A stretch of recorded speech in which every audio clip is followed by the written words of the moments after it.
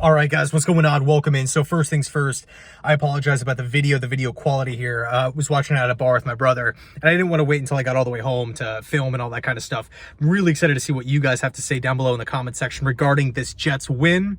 Right, the Jets are 2-3. We walk away, we walk it off on the defensive side of the football, and man, so when we scooped up that fumble, I was going berserk. I'm like, yes, let's go. Like, this is huge.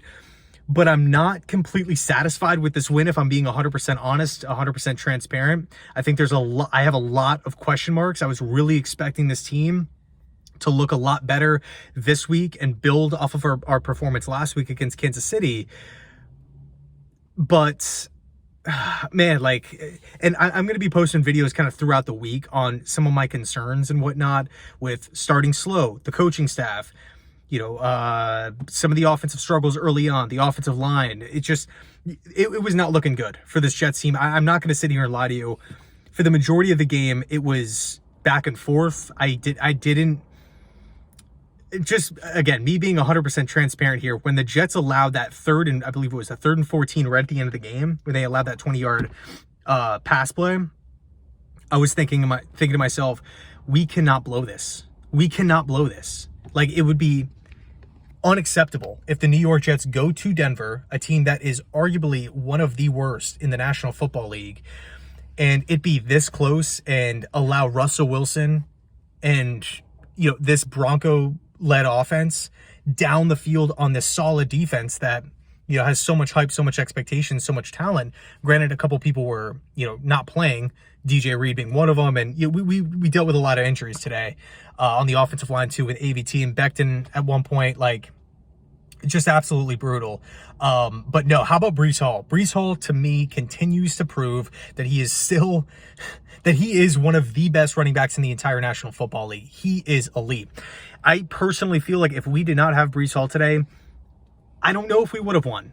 Unfortunately, Dalvin Cook, you just don't see the pop there. You just don't see the production, the explosion that I felt like a lot of people were expecting when we first brought him in.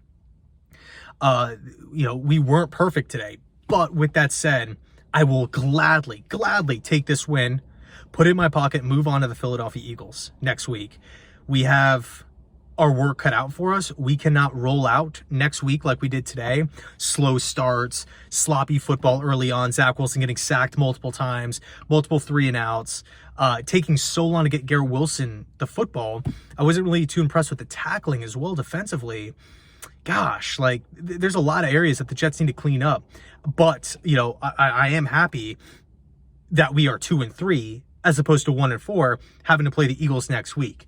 It definitely does not feel like we're in quicksand right now. And despite the Jets' performance from top to bottom, having a lot of concerns and question marks, I will say that when the game mattered most, the defense rose, right? The Williams brothers, freaking animal. They're beasts. I love Quinnen and Quincy Williams.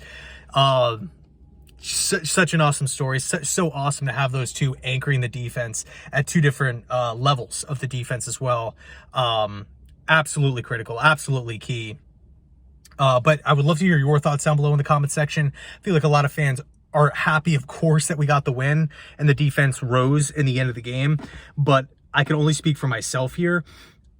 I personally thought the game was going to be, I don't want to say out of hand or anything like that, because at the end of the day, the Jets are 1-3, but I felt like we would have handled Denver at least a little bit better. I didn't think it was going to be this close, this late in the game. And also kind of entering this game with the same with the mindset of the reports that we were hearing throughout the week, which was that the Jets were taking this game personally. The whole Hackett, Sean Payton thing. And of course, Hackett got the last laugh in the end of the, at the end, walking away with the win, and, you feel great about it.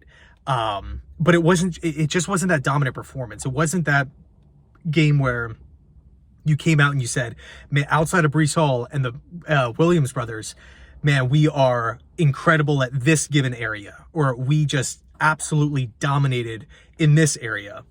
again, outside of Brees and Quinnen and Quincy, I just didn't really feel that way. Whether it was like passing the football, tackling, again, I just wasn't really all that impressed with.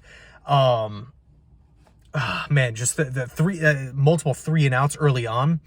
And also, too, another thing that we have to factor in now are the injuries on the offensive line. And like I said before, I'm going to be posting a lot of videos kind of throughout the week on this game and how I feel about everything, the state of affairs with the New York Jets, the coaching staff, because I'm really not liking the trends that we're seeing, especially early on in games, starting slow, really waiting until the second half to make adjustments, and then we start moving, then we start picking up the pace.